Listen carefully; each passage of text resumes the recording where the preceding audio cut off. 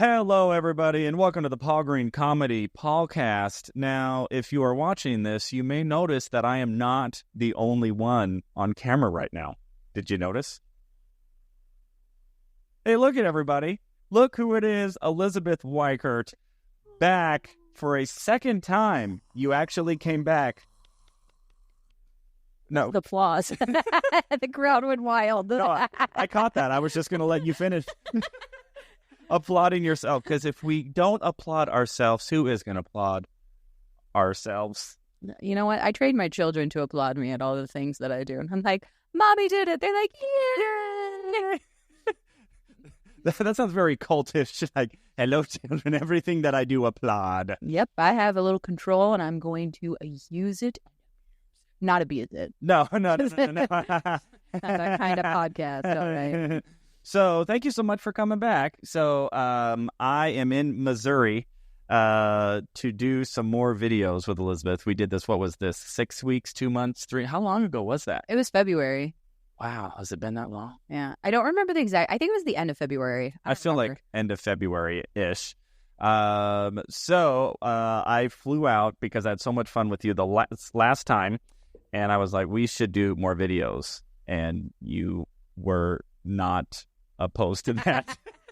I don't say no a lot, but honestly, it's because I found that people just don't commit. Especially, like, if you're saying, like, I'm willing to fly out and do this thing, who says no to that? I mean, once maybe I have a busy enough schedule to be like, dude, no, I can't fit you in. But even Sorry, then, I've got dudes flying from all over the world to film dance videos in leotards with me, Paul. You need to schedule it with my assistant.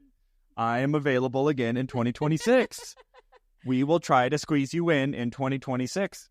But honestly, even if somebody came up and they're just like wearing a leotard and I was in the middle of something, I'd be like, give me 15 minutes. Yeah. Who doesn't have 15 minutes even? But like, of course I'd make. Well, thank you. Thank you. Commitment. And what was cool about last time is you didn't actually... The plan wasn't for me to come out and do a dance video in a gold leotard with you. What had happened is Elisabeth was producing her own comedy show here near Kansas City in St. Joseph, Missouri, and booked me on the show. And so I flew out, and then I was just thinking, oh my gosh, it would be so fun if I got to do dance videos with you in a gold leotard. And indeed, it was fun. It was fun. So I found a gold leotard on Amazon, flew out, and then we did a couple videos which have gotten astronomically more views than anything I've ever done in anything else in my life. One of them has definitely over 1 million. I don't know how much more over 1 million, but I know it's over 1 million. Yeah. The original. The OG. Yeah. Oh, was it the You Can Really Dance? I think that You Can Really Dance. I think it was that one. You Can Really Dance. So that one, I think, got the most views. And then the second would be, we did a little, like, story over the, I had the time of my life. Never felt like this before. And that was so much fun. It should be the whole podcast. Us just harmonize. Yeah. Terrible. And I say it's the truth. Am I going low now? You go alto, I'll go tenor. Okay. You're here, I'm here. Oh. So anyway, what have you been up to? It's been a couple of months. How are things going? How are the dreams going? What's happening?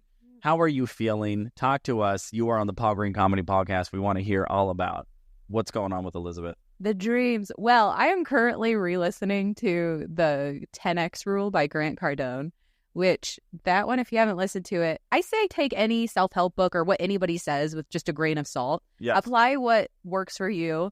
His book is a little extreme, but it's also called the 10X Rule. So it kind of has to be extreme because it's 10X. And he's an extreme dude. I mean, every time you talk to that dude, it's just going, whoa, lay off the coffee. Which, that is perfectly fine. And that's him. And I like that because during different parts of my life, it's like I need that energy. Sure. If I listen to that book at a point when I'm just like not feeling great and low, but I also don't want to be motivated, I don't like, that's not going to help me. It's just going to make me feel worse. But right now I'm in this like pivotal point of I'd been kind of like just steady and low and just trying to recalibrate to back to the happy.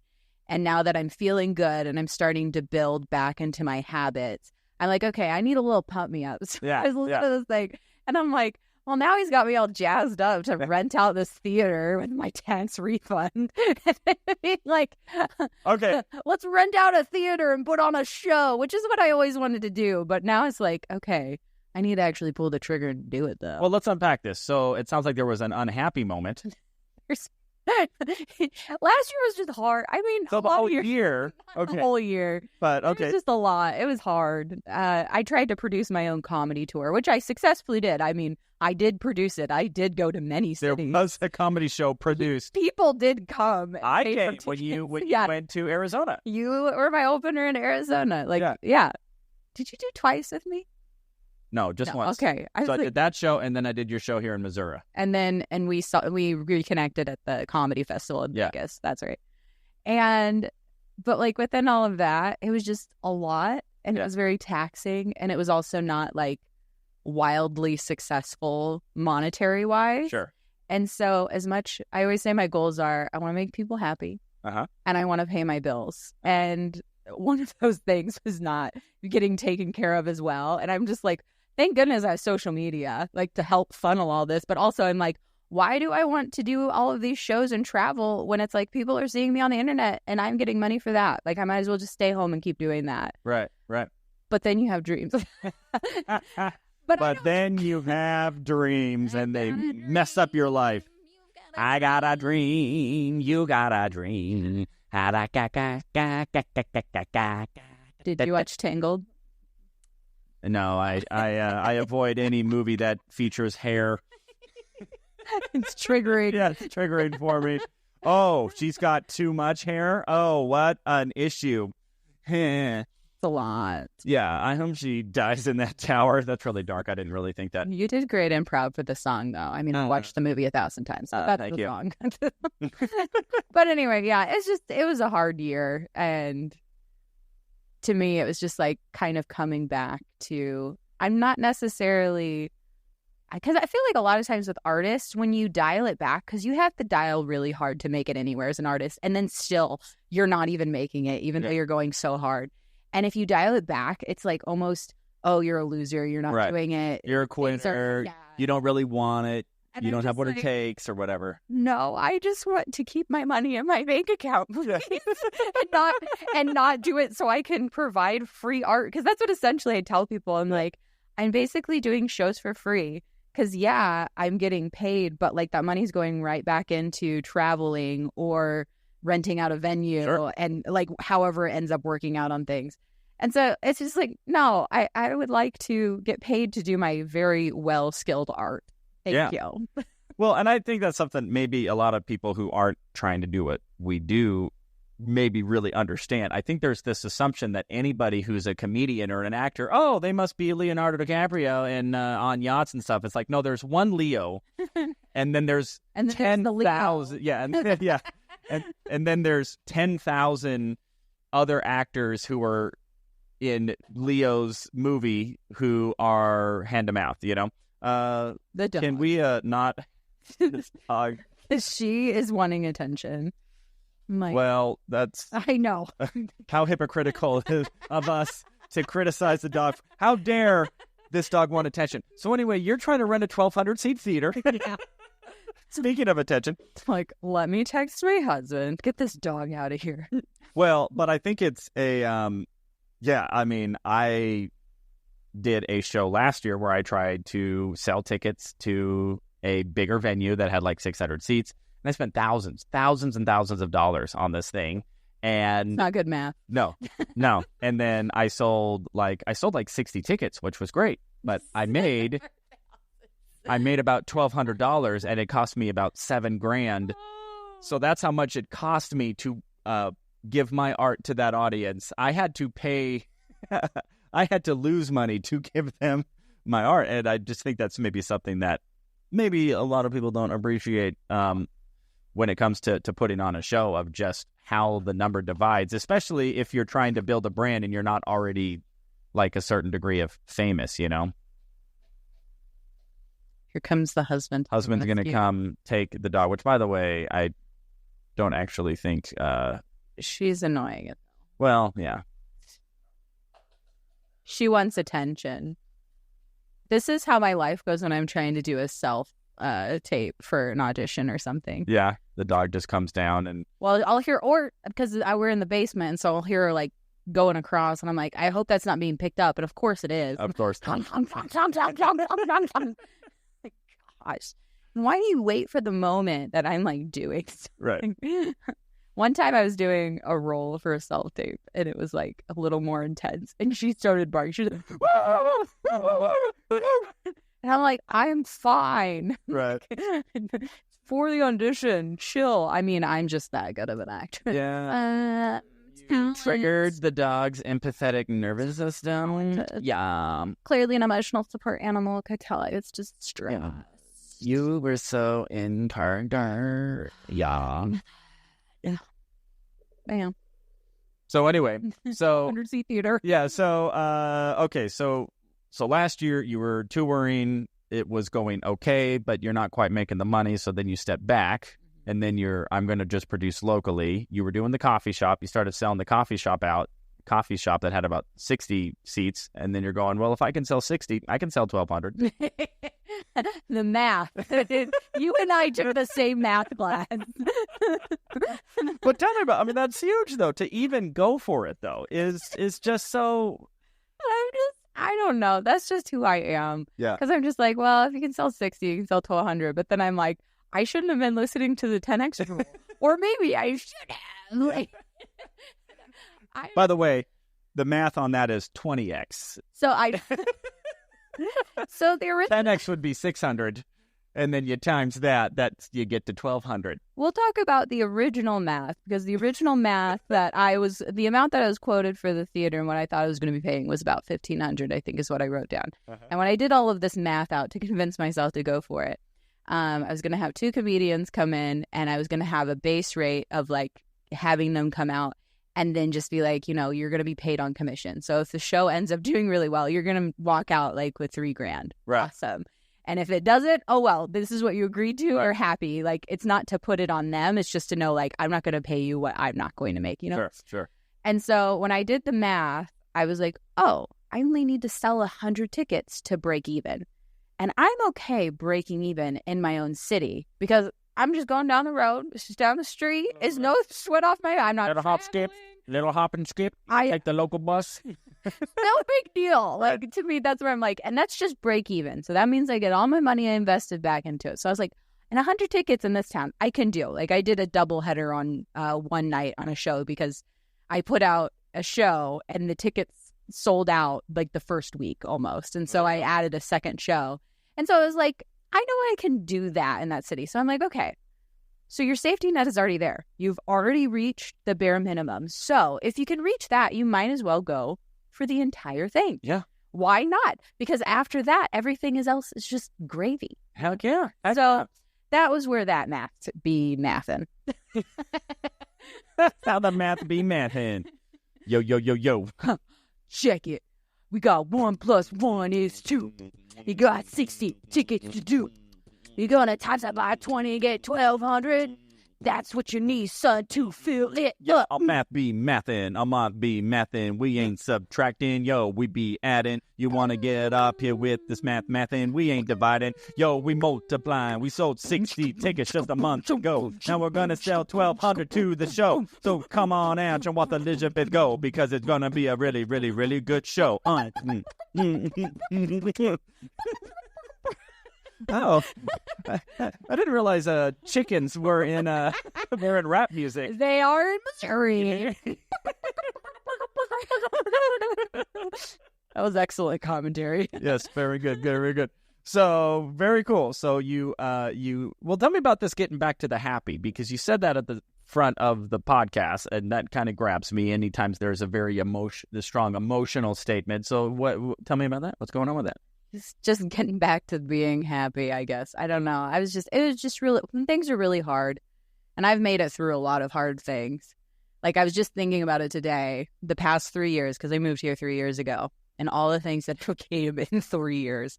And they were just kind of like one after the other. I'm like, you know what? I'm pretty impressive by myself. I'm like, I'm doing great.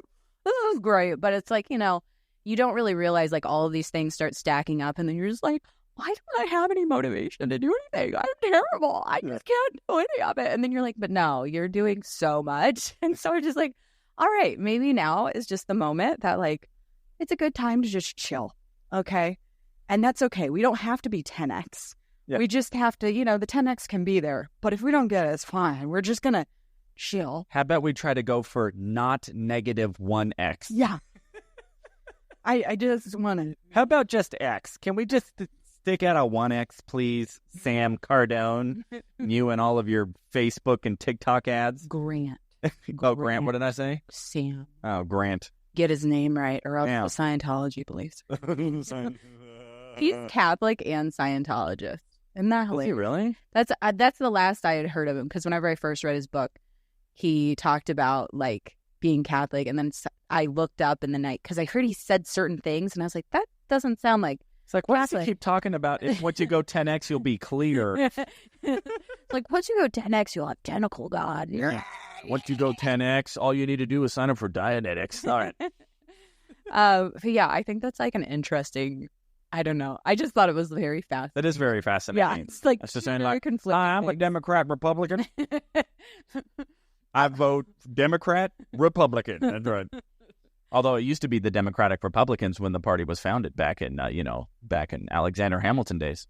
Alexander Hamilton had a torrid affair, and he wrote it down right there. What? Highlights. I don't know why I went to that part of the musical. They say that lyric so many times, and not all of them are when he just had the affair. So very cool. So you're getting back to your happy place. Yes, just being happy and enjoying life. And so tell me, this whole theater gig, is it lighting you up? Like, this is exciting? Or is it now like an albatross and you're like, oh my gosh, why did I do this? It's exciting. I can really tell. Hey, just so you know, twice if that, you're okay. That whole thing you said about being a really good actress before, I'm not seeing the motivation in your character. I feel like your character is not really selling the emotional truth. So excited. So happy. So not excited at all. So this has turned into a big, gigantic nightmare and you regret it. No, not at all. I am excited, but I'm also like simultaneously like, why do I make these decisions in life? Like, half of me is like very excited and being like, yes, girl, you're amazing. Look at you. Especially in my hometown. Mm-hmm. Like, that's what's the crazy part, is because like I'm the poor kid from the poor town. And just to be able to, like, have this, even if people don't show up, but, like, you know, just there's enough people in the town that support me. So that's really cool. But, like, also I'm just like, why can't you be normal and just do a job that you're like, I make $30 an hour. That's yeah. I live a good life.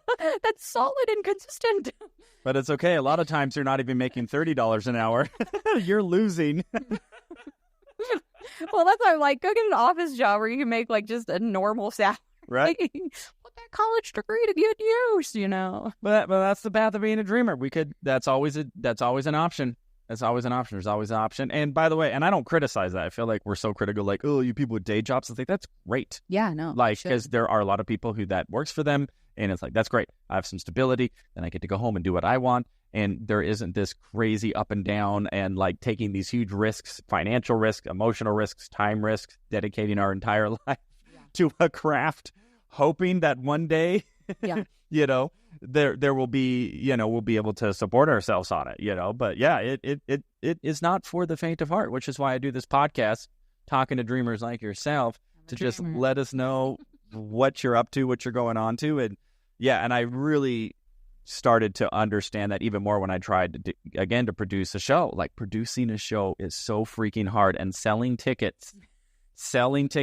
And you would think that with all of the clubs and all of the bookers, okay, I'm going to tell you this. I remember distinctly when we were in Las Vegas. So Elisabeth and I were at a comedy festival in Vegas. Gosh, probably a year October. Okay, so it's been about 7-8 months ago. Yeah. And so they had this big industry panel where all of the bookers were there, some club owners, managers, and agents. And this one comedian, she raises her hand and she goes, I just have to know, how do you all sell tickets to shows? Because I've been trying to produce shows. I cannot get people to buy tickets. I've tried everything. I try to get the comics to bring people. I do Facebook ads. I do TikTok ads. I do Google ads. I do flyers. I do this. I try to, she's just naming all the stuff she does. And this entire panel of industry professionals stumped. They just went, anybody? Nobody knows how to sell a ticket. That's it. We don't know how to sell them either, but we're going to make you feel really bad when you don't sell them because it's your responsibility as the out-of-town comedian, not us as the established facility. Are you a draw? Are you a draw? It's no, the club is the draw. That's the point. Their job is to put up talented people so they create a name for them. This is my biggest hang up on comedy clubs. Oh, here we go. We're getting some beef.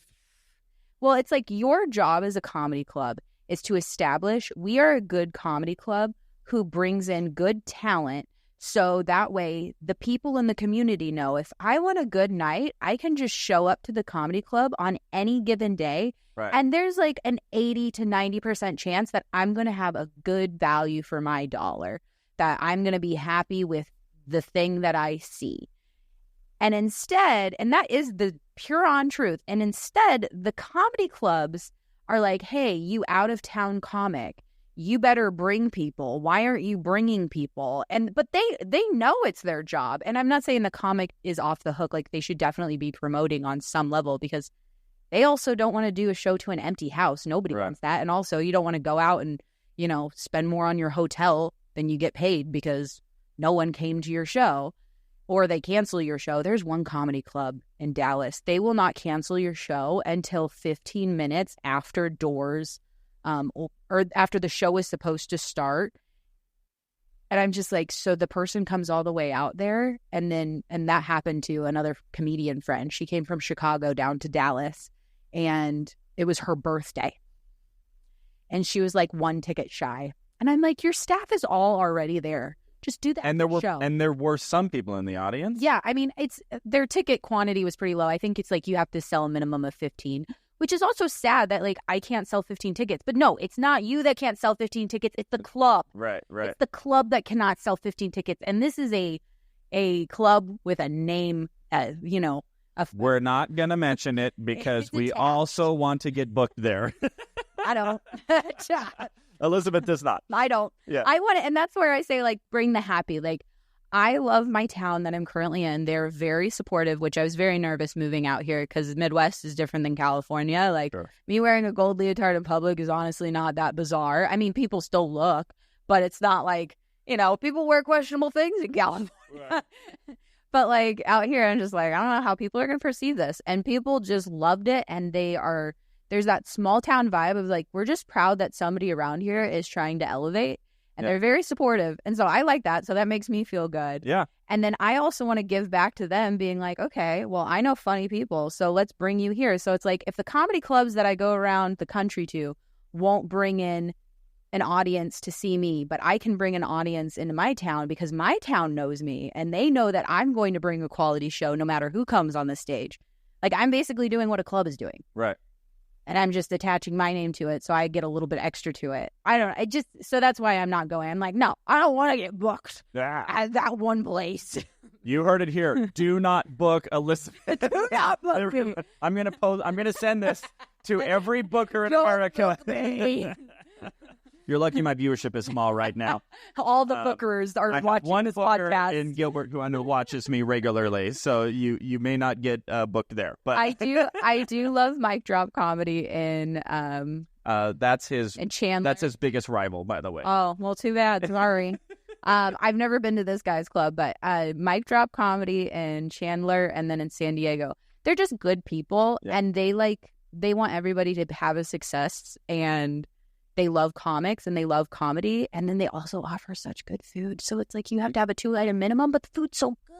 I actually did mic drop in San Diego for the first time about 2 weeks ago. I don't know if you know Mary Upchurch. She's a Vegas comic, but she was headlining in their second room and booked me. And yeah, I had a great time out there. Yeah. It's a really... did you do their festival? No. That was how I heard about them and got all connected with it all. Yeah. I highly recommend it. It's just... I was like the best first in-person festival I did because it was just like people who genuinely like comedy. Right. And even if no connections came out of it, which there did because that's how I found people to book on my shows. Right. And the same thing with the Vegas one. Like, I found out people are from different cities, and I'm like, hey, I'm going to be in this city. You want to be my opener? And they're like, yeah, sure, let's go.